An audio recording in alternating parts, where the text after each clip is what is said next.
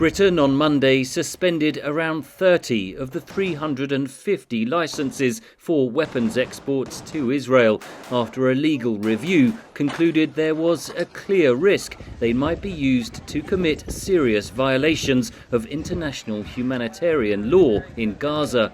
Prime Minister Keir Starmer said Wednesday Britain still supported Israel's right to self-defence.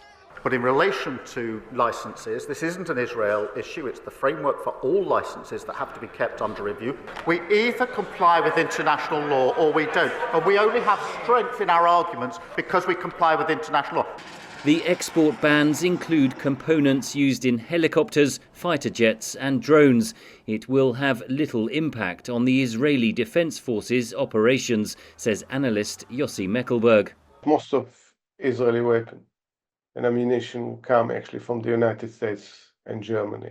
It's amount to nearly 99% of the arms supplied to Israel. But the symbolism of Britain's move is more significant, Meckelberg says. Suspension sends a clear message that you can be a friend of Israel, you can support Israel and the UK, including Labour.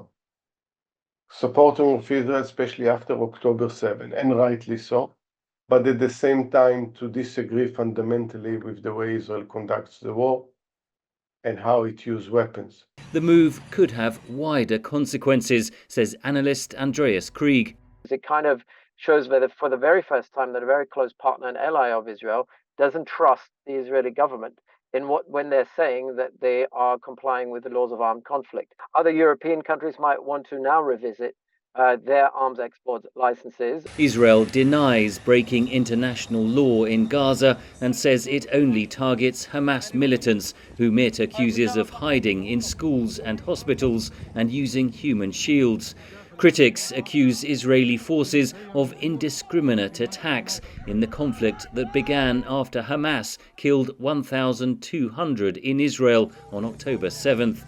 The Hamas-run health ministry says more than 40,000 Palestinians have been killed since the Israeli operation began. Israeli Prime Minister Benjamin Netanyahu described Britain's move to ban some arms exports as shameful.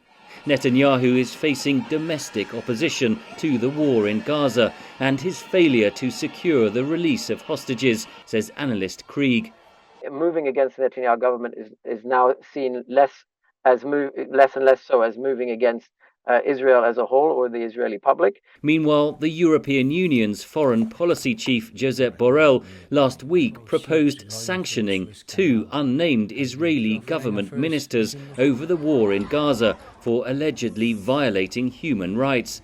Any decision on sanctions would have to be unanimous among EU member states. Borrell said that threshold had not been met. Henry Ridgwell, VOA News, London.